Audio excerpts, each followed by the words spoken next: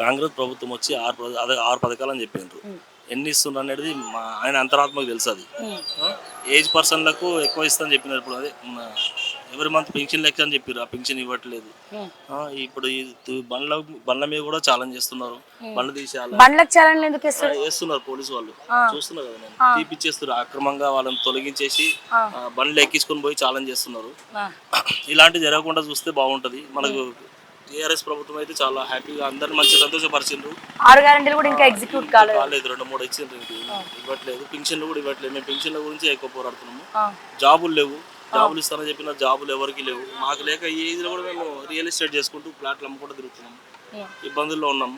మరి అన్నిటికీ మేలు జరిపిస్తానంటేనే మీకు మళ్ళా ఛాన్స్ ఉంటది. ఇప్పుడు ఎంపీ ఎలక్షన్ లో వస్తే బాగుంది అన్నట్టు మాకు మళ్ళీ ఆయన రావాలని కోరుకుంటున్నారు. చెప్పండి సార్, ఎట్లుంది ఈ పాలన? 5 నెలలు కావస్తుంది కొత్త ప్రభుత్వం రాబట్టి, అండ్ ఇప్పుడు మళ్ళీ ఇంకొన్ని రోజుల్లో ఎన్నికలు రాబోతున్నాయి 13వ తారీఖు. మీ అభిప్రాయం ఏంటి? పాపం ఆయన 6 నెలలు ఉంటాడని తెలిసి ముందే 6 పథకాలు అనౌన్స్ చేసిండు. ఆయన 6 నెలల కంటే ఎక్కువ ఉండలేడు. రేవంత్ రెడ్డి మాటలకు చేసే చేష్టలకు ఎక్కడ పొంతనా లేదు. మరి ముఖ్యంగా మీరు బీఆర్ఎస్ కార్యకర్త కాదు కదా? కాదు కదా, ఎందుకంటే జనాలకి ఇక్కడ క్లియర్ గా చెప్పాలా, మళ్ళీ మేము మ్యానిపులేట్ చేసినాం అనుకుంటే. తర్వాత బడ్జెట్ ఒక 100 కోట్లు ఉందనుకో, 500 కోట్లు హామీ ఇచ్చినప్పుడు ఇంకా 400 కోట్లు ఎక్కడి నుంచి తెస్తాడు? మనం ఆలోచించాలి. ఓటు వేసే ముందు కూడా మనం ఆ బడ్జెట్ అనౌన్స్ చేసినప్పుడు ఎన్ని వందల కోట్లు అవుతుంది, మన రాష్ట్ర బడ్జెట్ ఎంత ఉందని చెప్పుకోవాలి. చెప్పరు. ఈయన వచ్చిన తర్వాత ఒక జిహెచ్ఎంసీ క్లీనింగ్ లేదు. ముఖ్యంగా వాటర్, డ్రింకింగ్ వాటర్ అయితే అసలు కేసీఆర్ గారు ఉన్నప్పుడు ఇంటింటికి వచ్చేవాళ్ళు. ఇంటింటికి నీళ్లు ఏ రోజు నీటి కొరత లేకుండేది. డిసెంబర్లో వాళ్ళు గెలిచిన తర్వాత ఒక్కరోజు కూడా నీళ్లు సక్రమంగా లేదు. ఊర్లలో కరెంటు పోయింది. రైతులు రోడ్డున పడ్డారు. ఒక ట్రోల్స్ కాదండి, మేము స్వయంగా చూసాను. మన వరంగల్ జిల్లాను నిజామాబాద్ పోయాను. అక్కడ పోయినప్పుడు వరి పంటలన్నీ బీట్లు అంటే మీకు అర్థమైందా? బీటులు వారిపోయింది నీళ్లు లేక. రైతుల కోసం గత ఒక 10-14 సంవత్సరాల ఎన్నడూ కూడా వాళ్ళు చూడలేరు. వాళ్ళ కళ్ళల్లో ఆనందం లేదు. మరి ఈయన రుణమాఫీ తెచ్చుకొని డిసెంబర్ 9న మాఫ్ చేస్తానని తెచ్చుకున్న వాళ్ళని కూడా తెప్పించుకున్నాడు. వాళ్ళకి అవసరం లేకుండా మీరు తెచ్చుకోండి నేను మాఫ్ చేస్తా అంటే ఏదో వాళ్ళు ఆశపడ్డారు ఏమని వస్తుందేమో అని. అది ఇప్పటి వరకు లేదు. మళ్ళీ ఇప్పుడేమో దేవుడి మీద ఒట్లు పెట్టి ఆగస్టు నేను చేంజ్ చేస్తా అంటున్నాడు. నువ్వు నీ ఆస్తి ఏదైనా ఉంటే రాసి నేను ఇయ్యను, నేను ఆగస్టు రోజు ఇవ్వకపోతే నా ఆస్తులన్నీ మా మంత్రులయ్యి మా అన్ని జప్తు చేయండి, జప్తు చేసుకొని ఇవ్వండి. అట్లా ఆ గ్యారంటీ ఇవ్వండి. దేవుడి మీద దొంగ మాటలు చెప్పేందుకు? మహిళలు 2500 అన్నావు, 4వ నెల అయింది. ఒక మహిళ మీద 10,000 రూపాయలు అప్పున్నావు. ఇప్పుడు 10,000 ఇంటూ 1,18,00,000 మందికి ఇవ్వాలి. 1,18,00,000 మందికి నువ్వు ఎక్కడి నుంచి ఇస్తావు? నువ్వు అన్నిటికీ సమాధానం చెప్పు.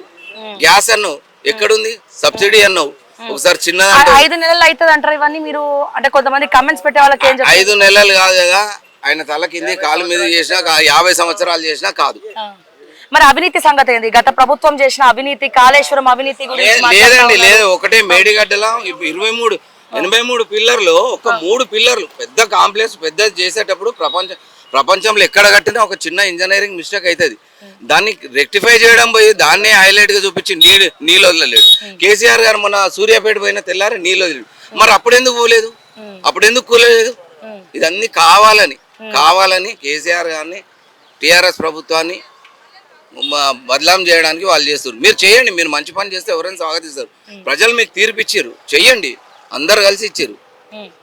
ఇప్పుడు అదే ఇక్కడ కూరగాయల బండ్లలో కూడా చలాన్లు వేస్తున్నారు పెట్టుకోవడానికి. ఏదో ట్రాఫిక్ ఆఫీసర్ వాళ్ళు కొత్త వాళ్ళు వచ్చారు, వాళ్ళు వేస్తా ఉన్నారంట. అసోసియేషన్ మాట్లాడింది, తర్వాత వాళ్ళు కూల్ అయిపోయారు.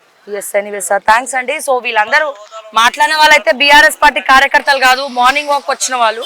సో దీంట్లో భాగంగా ఇందిరా పార్క్ దగ్గర మనం ఉన్నాము. సో ఇది వీళ్ళు చెప్పినటువంటి కొన్ని విషయాలు. సో ఇది ఈ రోజు గరం ఛాయ్ వార్తలు. సో ఎన్నో విషయాలు మనం మాట్లాడినాం. సో రకరకాల మనుషులు, రకరకాల అభిప్రాయాలు, సో అందరు కూడా చెప్తూ వచ్చారు. సో ఒకసారి పొలిటికల్ ప్రస్తుత పరిస్థితి నరేంద్ర మోడీ సెంట్రల్ లా 200% అతను ఉంటేనే దేశం బాగుపడుతుంది. మిగతా వాళ్ళు ఎవరితో కాదు. దేశంలో మాత్రం కేంద్రంలో కంపల్సరీ 400 పార్. సెంట్రల్ లో నరేంద్ర మోడీ ఉండాలి, దేశం బాగుపడుతుంది. ఇప్పుడు రాష్ట్రంలో పాలనా పరిస్థితి ఏంటంటారు? అది ఇంకా ఆయన సెట్ కాలే పాపం. మొన్న వచ్చింది కదా, ఇక అన్ని అప్పులు అవి ఇవి ఆయన సెట్ కానికైనా టైం పడుతుంది. ఈసారి మాత్రము నరేంద్ర మోడీ సెంట్రల్ లో ఉంటాడు, నెక్స్ట్ బీజేపీ గవర్నమెంట్ స్టేట్ లో ఫామ్ చేస్తుంది ఓకే ఇక్కడ తెలంగాణలో. సో ఎరీ sir yeah thank you sir, thank you so much. Yeah నమస్తే, ఎట్లా ఉంది రాజకీయాలు? రాజకీయాలు చాలా రంజుగా ఉన్నాయండి, రంజుగా ఉన్నాయి, స్పీడ్గా నడుస్తున్నాయి. స్టేట్ గురించి మాట్లాడితే మాత్రం లోకల్ కానీ లోకల్ పార్టీకి వేయచ్చు, కానీ సెంటర్ అయినప్పుడు Modi is the best.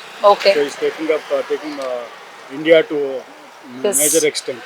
So third time it should come and you know already has done lot of developments across the country, in the world, in a highly position, and so once again it should come to the power.